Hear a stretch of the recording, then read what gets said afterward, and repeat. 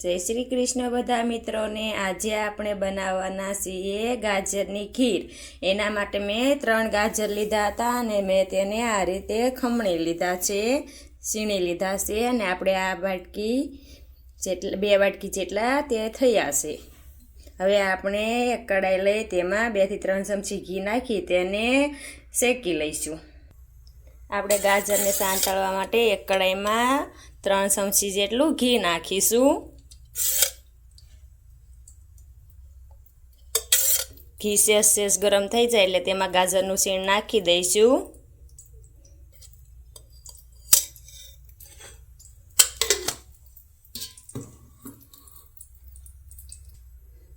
આપણું ઘી 1 થી 2 મિનિટમાં ગરમ થઈ ગયું છે। હવે આપણે તેમાં આ વાટકી વડે ગાજરનું શીણ નાખી દઈશું।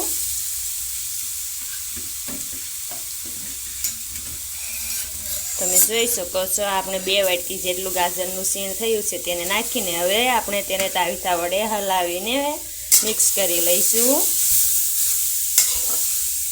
આપણે ગાજરને 3 થી 4 મિનિટ માટે શેકાવા દઈશું। આપણા ગાજર સંતળાઈ જાય એટલે આપણે તેમાં દૂધને નાખીશું। આપણે ગાજરને આ રીતે હલાવતા રહેવાનું, તે શેકાઈ જાય નહીં ત્યાં સુધી અને તે તળિયે ચોંટી ન જાય તેનું ધ્યાન રાખવું।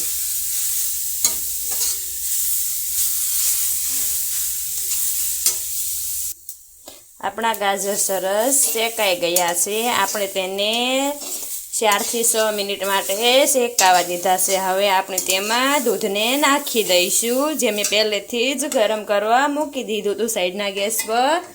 હવે આપણે તેને જરૂરિયાત મુજબ નાખી દઈશું। મેં મલાઈવાળું દૂધ લીધું છે, મલાઈનો તેમાં સરસ સ્વાદ આવે છે એટલા માટે।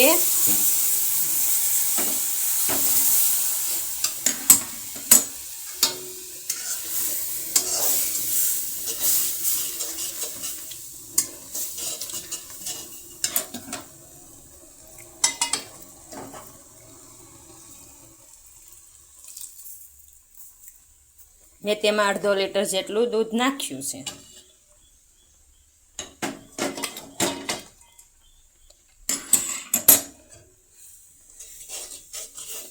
તમારે ફૂલ ફેટવાળું દૂધ લેવાનું, જેનાથી દૂધની ગાજરની ખીર સરસ લાગે, તેનો સ્વાદ પણ સરસ મીઠો આવે। તમે જોઈ શકો છો આપણે ગાજરની ખીર। હવે તેમાં 2 થી 4 ઉભરા આવવા દઈશું આપણે।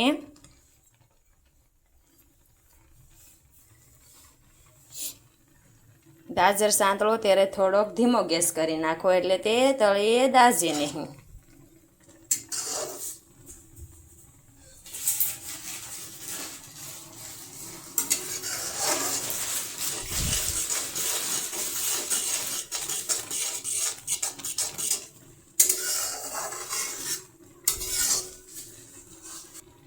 આપણે દૂધને પહેલેથી જ ગરમ કરવા મૂકેલું હોવાથી તેમાં 2 થી 4 ઉભરા આવી ગયા છે 3 થી 4 મિનિટમાં। તો હવે આપણે તેને નીચે ઉતારી લઈશું। આપણી ગાજરની ખીર તૈયાર છે।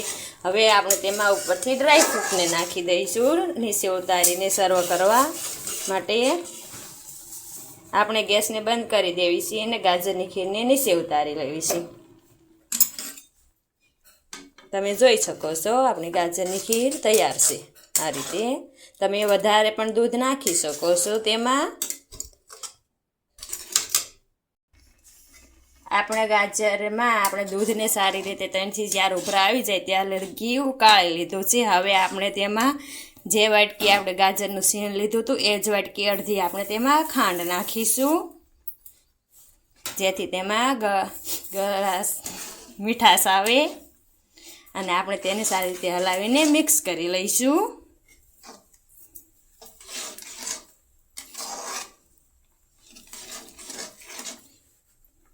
આપણે તેને ખાંડને સારી રીતે ઓગળવા દઈશું, ત્યાં સુધી હલાવતા રહીશું।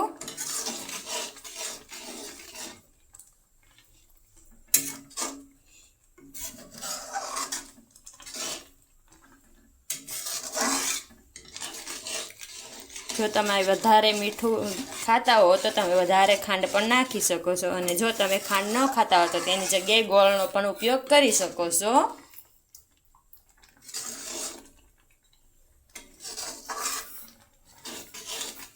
આપણે ખાંડને સ્વાદ અનુસાર નાખીશું. આપણી ખાંડ સરસ ઓગળીને મિક્સ થઈ ગઈ છે એટલે આપણે તેને હવે ઉતારી લઈશું. આપણી ગાજરની ખીર બનીને તૈયાર છે. હવે આપણે તેને પીરસી દઈશું ગરમા ગરમ. હવે આપણે ગાજરની ખીરને ગરમા ગરમ પીરસી દઈશું. તેના માટે આપણે ચમચા વડે વાટકામાં નાખીશું.